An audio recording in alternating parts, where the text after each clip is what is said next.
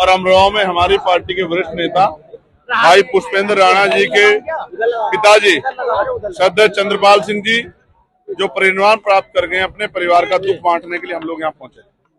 और मैं प्रार्थना करता हूं कि कुदरत इनके परिवार को दुख सहने की शक्ति दे और बाबूजी चंद्रपाल जी को अपने चरणों में स्थान दे। अच्छा, भाजपा सरकार ने बनने का नाम बदलकर जी करता है, क्या कहना है इस पर?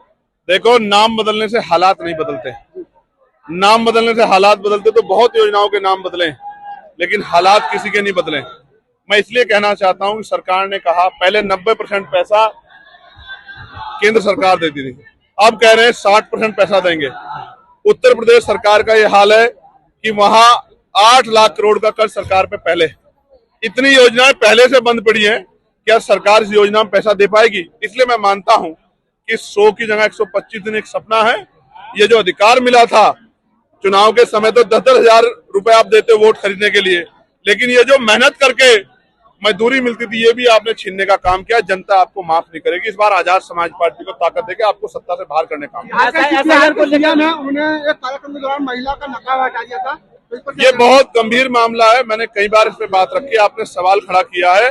मैं आपको स्पष्ट करना चाहता हूं, इस देश में लोकतांत्रिक व्यवस्था में और संविधान में, संविधान के अंदर व्यक्ति की गरिमा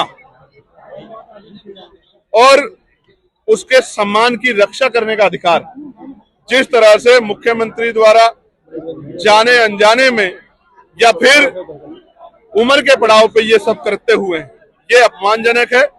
कानूनी रूप से तो ये कार्रवाई की जद में आता है, उनके खिलाफ FIR भी हुई है, मगर मैं चाहता था कि मुख्यमंत्री खुद ही जो है अपने आप इसका संज्ञान लेके उस बिटिया से माफी मांगे और उस बिटिया को और तमाम बिटिया को उदाहरण देके अगर कोई गलती होती है मुझे उसको स्वीकार करना है। SIR को लेकर मुख्यमंत्री का बयान है कि 4 करोड़ वोट उनके काटे गए हैं, जो 80% वोट बीजेपी के, क्या कहना चाहेंगे? आप ये देखो, हम बार बार सवाल खड़ा कर रहे हैं कि जो इलेक्शन कमीशन है वो स्वतंत्र होना चाहिए, लेकिन इलेक्शन कमीशन ने अभी तक SIR की रिपोर्ट जमा नहीं की, तो मुख्यमंत्री को कैसे पता लगा कि 4 करोड़ वोट कट गए और वो 80-85% भाजपा के वोट है? ऐसा क्या कारण है? ऐसा क्या कारण है? क्या स्टेट इलेक्शन कमीशन मुख्यमंत्री को रिपोर्ट कर रहा है? तो ये तो सीधा सीधा था भाजपा और इलेक्शन कमीशन की मिली भगत को सामने प्रदर्शित करता है। इसलिए हमें शक है कि जैसे मुख्यमंत्री ने मुरादाबाद में कहा था कि जिन सीटों पे 10,000 वोट से कम अंतर, 10,000 का अंतर है, उन पे मेरी निगाह, क्या वो उन 10,000 वोट के अंतर को वोट कटवा के कम करना चाहते हैं? हम किसी भी कीमत पे एक वोट को जो बाबा साहब अम्बेडकर के संघर्ष में मिला जाने नहीं देंगे। मैं आपको बता रहा हूं, उनसे जाके पूछो ना। मुख्यमंत्री ने को लेकर कई बड़े आपके सामने फोटो भी है।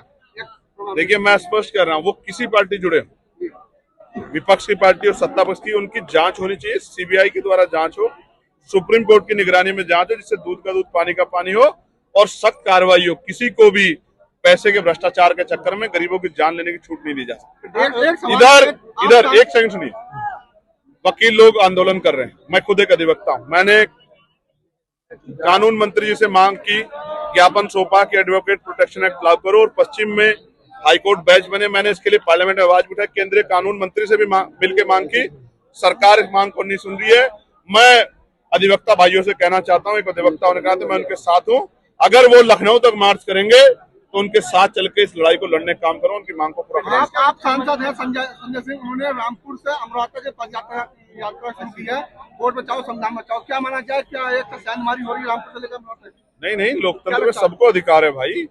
आप हम आज कार्यक्रम कर रहे हैं, कल आप किसी और से कहोगे कि भाई सेंधमारी हो रही है। लोकतंत्र में कोई मालिक थोड़ा ही है, जनता जिसके साथ जाएगी वही ताकतवर होगा। समझे नहीं समझे आप? मेरी बात को आप जानो, जनता का मूड अब बदलाव का है, वो भाजपा को भी जवाब देंगी।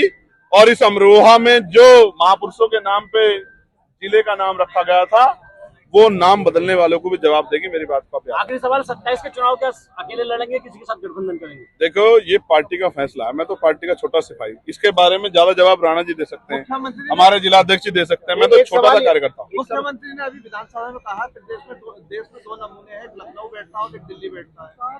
उनको कहो काम पे भी ध्यान दे ले, कहाँ इन सब चीजों में पड़े हुए हैं।